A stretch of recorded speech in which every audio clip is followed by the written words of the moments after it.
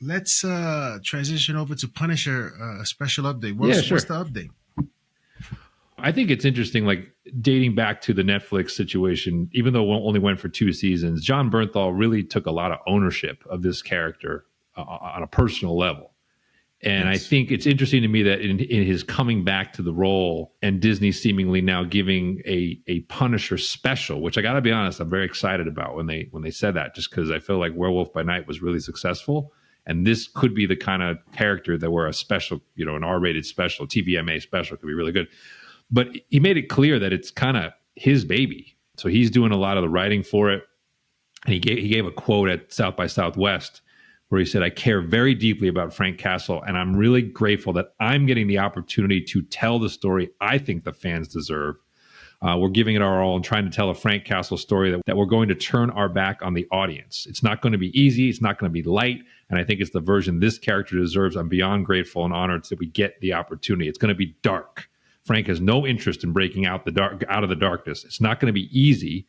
I don't know if that's the Netflix tone then or what it's going to be, but it will not be Punisher light. I can promise you that," end quote. And he's writing it himself. Yeah, yeah. I think a lot of that caring or care that he has for the Punisher or the character was transferred from people who showed their care for the character. Because when he was doing his research, he there was a story where he talked about when he went to go buy a comic book to read the Punisher, and the guy knew who he was and said, "You're playing Punisher," and he said, "This is the books that you need. Forget about these other books. These are the books. Read this." And cops and veterans, they've all expressed to him how much this character means to them, and I think that energy sort of transferred over to him, and I think as far as he went into understanding who this character is, he I would say he fell into a deep relationship into the psyche of Frank Castle, and so I think he aims to deliver a Punisher, whatever this is, this special presentation, a true iteration of the comic books and who Frank Castle is. In doing the rewatch, I forgot how good he was at this and how riveting his performance is, and like there were moments that I didn't remember. Like, we talk about the rooftop conversation. There are moments I did remember, but there's a moment that's part of that conversation that I forgot that I really enjoyed on the rewatch, which is when the building attendant comes up to the roof because he hears the commotion. And Castle, he's holding the gun behind the door like he's going to shoot this guy. But then when he realizes that he served, that he was a Marine, the humanization in that moment and the bond between the two of them for those 30 seconds is incredible. He the switch flips even as he's in the middle of this really intense discussion with Matt about, you hit them, they get back up. I hit them, they stay down. It's permanent, right? Like that. Yeah. But then the second he sees this other serviceman, he lights up. It's a little thing where you're just this is really brilliant performance. And it's the same on the boat, which I did not remember their conversation on the boat when they're debating how to basically deal with that. And Matt finally says, "My way's not working, so maybe this once we should do it your way." And he has this look of horror on his face where he basically is you can't do that. As much as he believes that that's the right way for him to do it, he looks at Matt, he's you can't cross that line. He's if you do that, you'll never come back. And it's such a complex sort of layering to it where it's he's doing so much in these little scenes to where, I can't wait to see what he can do in his own form again. As opposed to just being, in this show, I think he'll be great, but he's obviously going to be a supporting character, maybe even a cameo character. We'll see how much he actually gets in this for season one. But something that really highlights his ability, maybe in almost streaming movie form or 90 minutes. I'm there for that. I can't wait. Sadie Sink has been involved in a lot of rumors as to who she will be playing. She's just been recently confirmed, casted in Spider-Man 4, correct? Correct. This is now official, yes. But no official connection to any specific character as of yet. That is subject to speculation. I believe that's MJ. It only makes sense. To have her as Jean Grey does not make sense. And it's like, what? And it's like, what are you trying to do here? Because if you don't pull it off, you're making a huge mistake. Listen, I would have liked for Parker to try to rekindle that romance with an MJ, Zendaya's character, but it also makes sense for him to let it go because that was the whole point. I think this is interesting for me. What are your thoughts on that? Yeah, I mean, I think so. The Jean Grey theory is basically that Spider-Man 4, as we kind of have gravitated toward it maybe being Avengers 5.5, is that they're going to use Spider-Man 4 as the entry point for more of the X-Men. And so that's really been feeding the Jean Grey rumor for the long time. Sadie Sink obviously, made her name on, was it Stranger Things? So she's kind of one of the younger characters.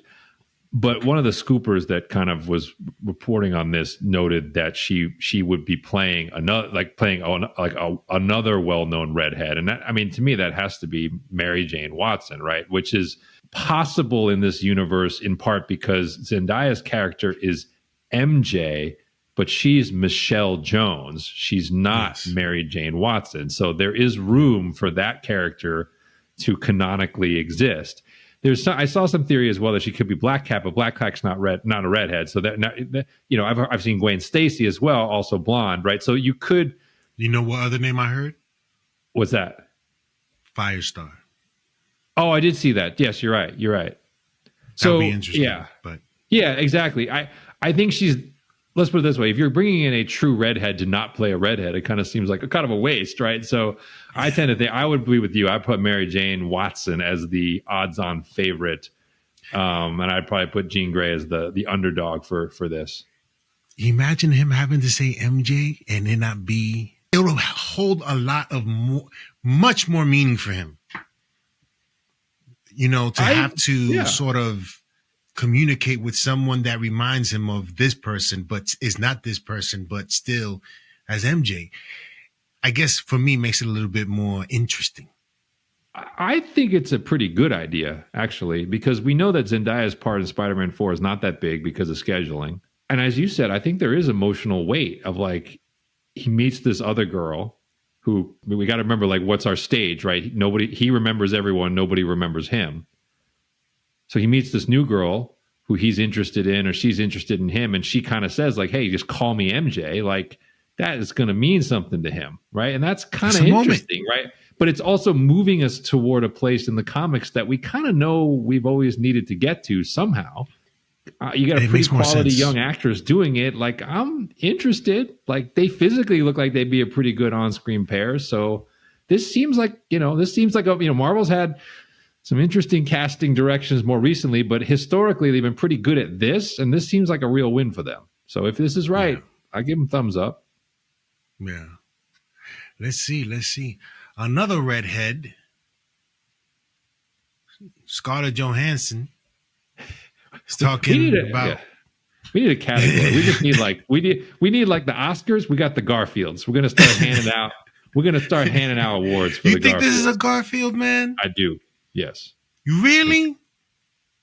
I think it's a Garfield with a price tag attached to it. Certainly. I don't know. I think for me, I think she's telling the truth about not being in it. But if she's in the movie, that's just another reason ever to believe another actor. But that's just not what another she said, reason. Though. See, that's not what she said. Her exact quote was, "Natasha is dead. She's dead, okay? They just don't want to believe it. They're like, but she could come back. Look, I think the balance of the entire universe is held in her hand. We're going to have to let her go. She saved the world. Let her have her hero moment," end quote. That does not say she's not in the movie. It just says the original 616 incarnation of Black Widow is gone. First of all, she's an executive producer on the Thunderbolts movie. Kevin Feige has said he's working with her on something else, rumored to be Blonde Phantom. And now that Downey's back, come on, like this is absolutely going to happen. But because of what they did to her with the Black Widow movie, she's going to sit there and be like, she's going to ride it out. Bag's not heavy enough. That's what this is. But these people that are all trying to play it like they're not in it, like they're in it. They're just using their words carefully to be like, yeah, the original character I played may not be in it, but they're all going to be in it in the end. Yeah, well, let's see. It'll be interesting to see what version of her character, if it does happen. So you would be shocked that she's not in it. Yeah, I would. I'd be shocked if any of the original 6 were not in it in some form. I mean, hell, if they're on track to spend $400 million as it is, what the hell's another $100 million? Like, you might as well just pay whatever's necessary to get the original people back. Like, in for a penny, in for a pound. They're all going to be back. Now, whether they're all in 5 or whether some of them are only in 6, who knows? But I mean, they're all going to show up before this is over. My favorite Hulk is Ed Norton's Hulk. Every time that movie's on, for certain parts I watch it. There's sometimes certain parts I don't watch because it's sort of it's whack. But I really enjoyed watching, especially I would say the first half of that movie, The Incredible Hulk. You know, the irony of that is we're just talking about Bernthal and the amount of creative control he's been able to secure over the Punisher. It does show you that, like, if you handle your business a certain way, Disney will allow that, which is exactly what Norton always demanded, right? He was the guy who had to rewrite and have final say, but he pissed off so many people in how he did that Kevin literally wrote a letter basically being like, never again. But like with Jon Bernthal, they couldn't wait to bring him back, and they're like, hey, you want to write your own character for your own special? Have at it, right? It's the same artistic outcome, but 2 totally different relationships. Different approaches. Yeah. Yeah, let us know in the comment section below what you guys think of Scarlett Johansson saying she's not going to be in it. It'll be interesting. I don't think she's going to be in it, but if she is, whatever. It'll be interesting to see, though, what sort of difference in the character, if any, shows up.